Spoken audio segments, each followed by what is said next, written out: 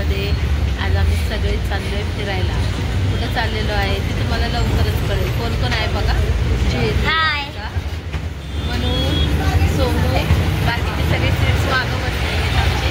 ते तुम्हाला पुढे गेल्यावर कळेल. सो कुठं चाललोय तिकडं बघा. स्टेट येऊन जायचंय जेरी. हा हे काय आलंय हे बघा गँग आमची.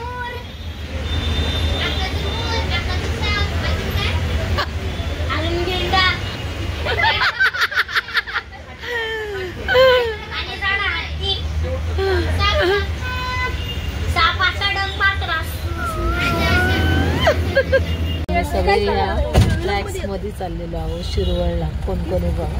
आणि सगळे गँग पुढे बसल्यात आम्हाला सोडून. आम्ही मागं बसलो बिचारे बिचारे.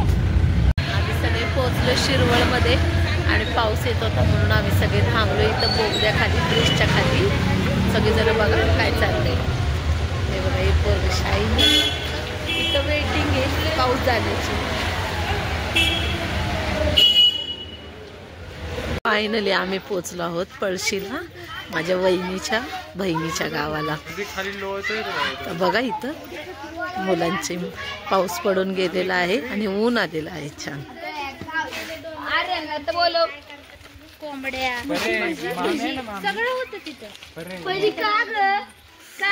आम्ही आलोय घरी.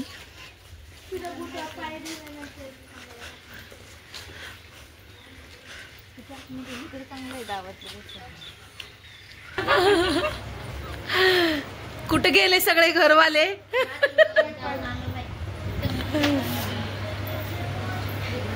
ते जाऊ आमचं फोटो सेशन फिक्स. इथं ना झाडाझुडपांमध्ये विहीर आहे. दिसत नाहीये पण छान बांधलेली विहीर आहे. आजी सगळं दाखवतात ते पोरांना. सुपारीचं झाड.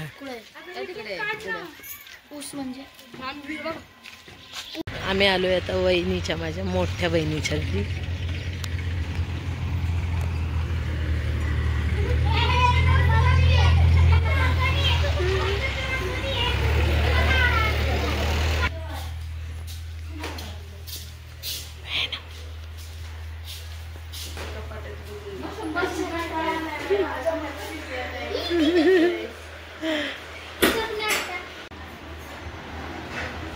हे नाही मी ऑनलाईन बघितलं होतं. मी पण बघितले पण आमच्या घरात मागवायचं म्हटल्यावर ते झाड केली खाली पाडते.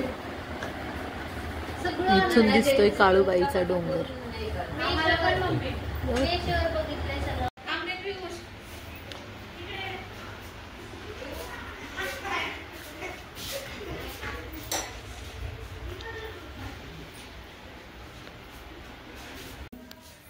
बाथरूम आहे आपलं साधं नाही का. लग्न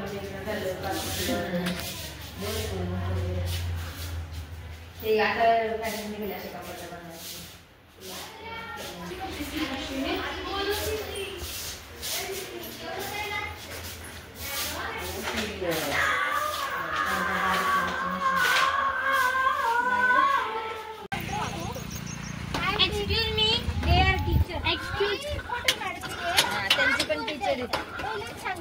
सगळ्यांचा टी टाइम झालेला आहे. क्लायमेट पण काय सुंदर आहे बघा सगळीकडे. सगळेजण चहा पीत होते. क्लायमेट पण इतकं सुंदर होता ना की विचारूच नका. तेवढ्यात मुलांना दिसली बैलगाडी आलेली. बैलगाडीत सगळ्यांना बसायचं होतं. शिवांश तर 101 पोज द्यायला लागला होता आणि शार्विलची तिची भांडणं चालू झाली होती. मी बैलगाडी जे करणार म्हणून. दोघं पण एन्जॉय करत होते पण खूप छान. बाबांनी शेवट गाडी पुढं घेतली.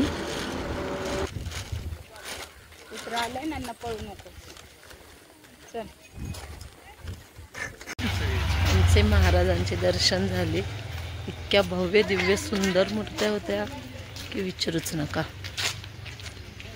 प्रसिद्धेश्वराचं मंदिर होतं.